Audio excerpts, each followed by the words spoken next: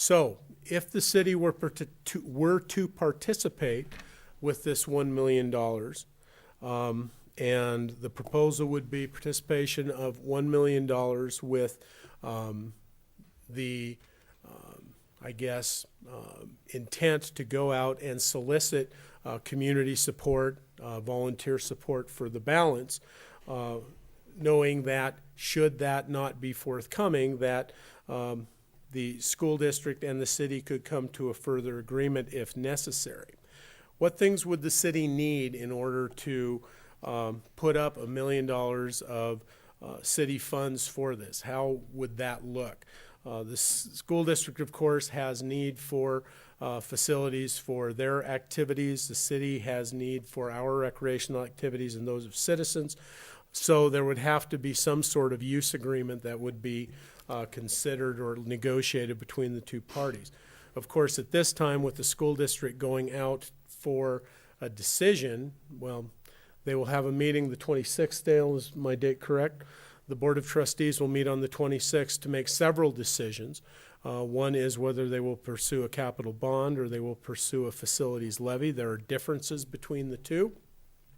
The capital bond, of course, makes the full amount of the bond available at the front end of the financing. So you would have a pool of money then to utilize for the different projects, including Joseph Street. The capital levy is collected over a period of time, an incremental amount of the full authorization. So, of course, that's subject to payout every year, subject to inflation, increase in construction prices, and those sorts of things, I think, which make it probably less of an attractive alternative for the school district.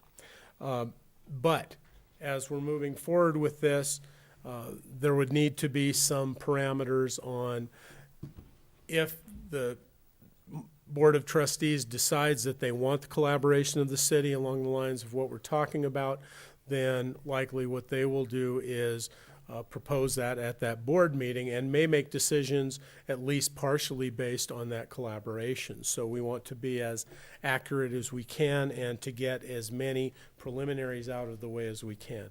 The way I will present this tonight is not to say that there does not need to be a written document. There will need to be a written document should the school board want to proceed with this, and that preliminary document will have to be honed as we move closer and closer to the election or the final document. First place, as far as term, how long, what would this look like?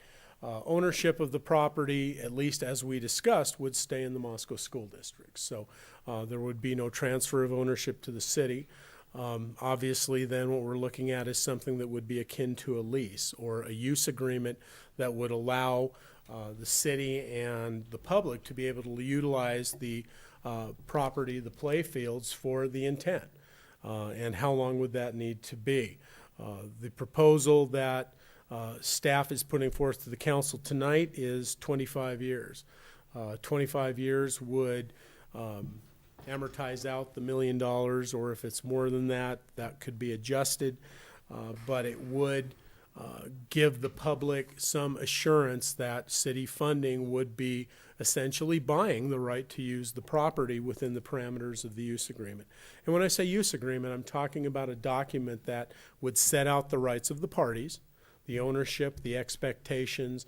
We're going to talk about maintenance and some other things here as well. Again, staff recommendation is that 25 years minimum should be proposed. Design development. Everybody has been utilizing the 1999 master plan that Hodge & Associates did as kind of a template for what could be out on the Joseph Street site.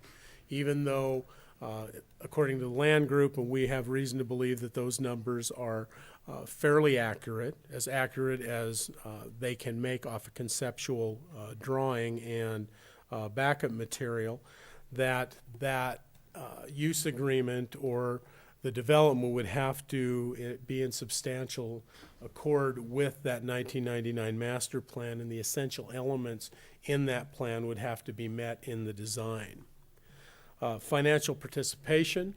Of course, the school district, I've had discussions with Dale. Dale's indicated that the 1.5 million has been discussed with the Board of Trustees, and he is willing to promote that as a hard number of that eventual bond or levy from the school district, and that would trigger the $1 million of funds for the city.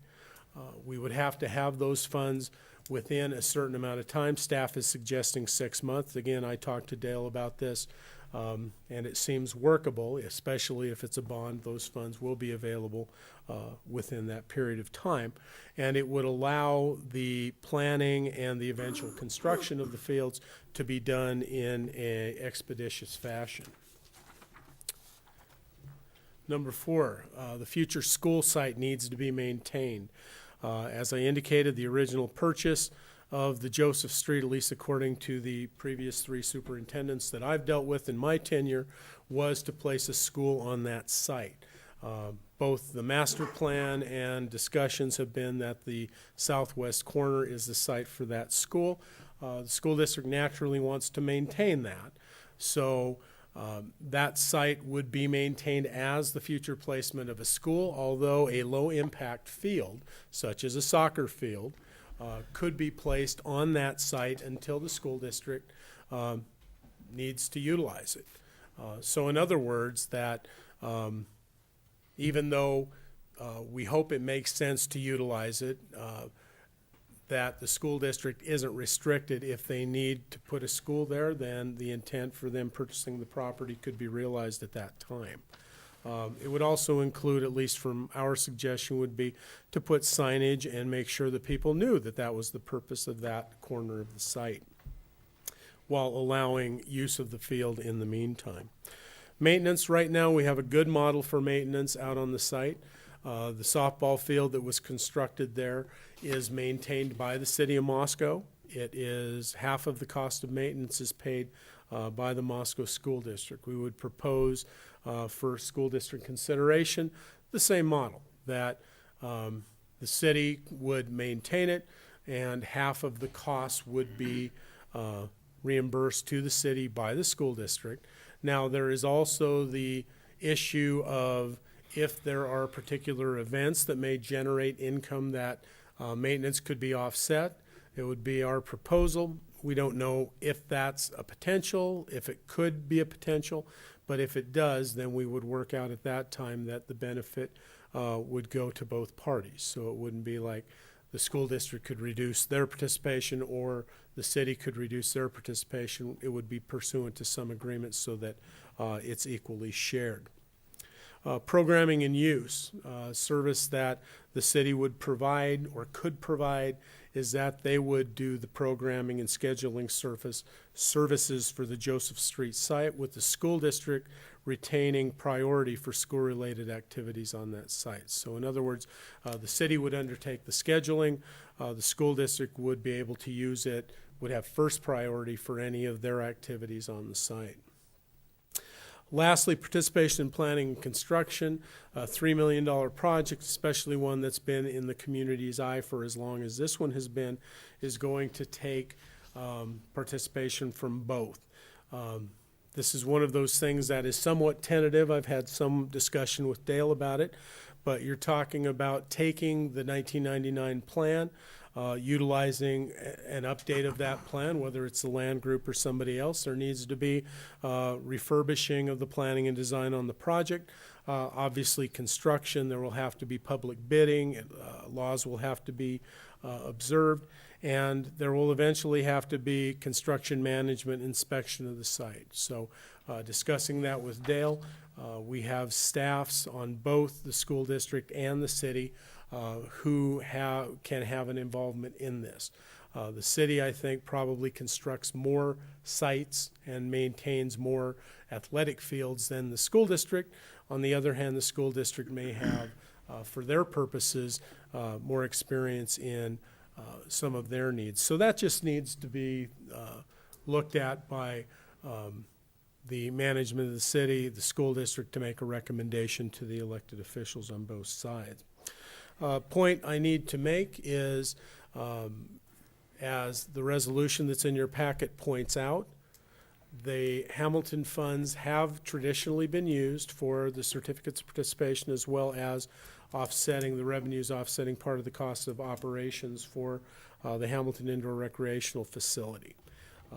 If the corpus of the Hamilton Fund is reduced by any amount of money, then that means it will not be generating a proportionate amount of revenue. If Don's estimates are correct, and hopefully he is way low as the investment scene improves, but as it is right now, as I said, for every $1 million, we will be foregoing revenue generation of between $20,000 and $30,000. Also, the city, the council needs to understand that the estimate for maintenance on the Joseph Street playfield site, if it is built to the concept that is put forth in the 1999 master plan, is estimated to be at $58,000. So half of that would be the responsibility of the city. So $29,000 would be additional cost to the city for maintenance. So with that, Dale Kleinert's here. I'm sure that he is happy to address you or stand for questions. And I certainly will stand for any questions you might have. Let's see. Dale, it looks like we might have a council question for Gary before he steps away. Walter, did you want to have a question for Yeah. Gary? Gary and maybe Don, the corpus, the Hamilton Fund corpus was used to generate O&M revenue for the Hamilton Recreation Center. Yes.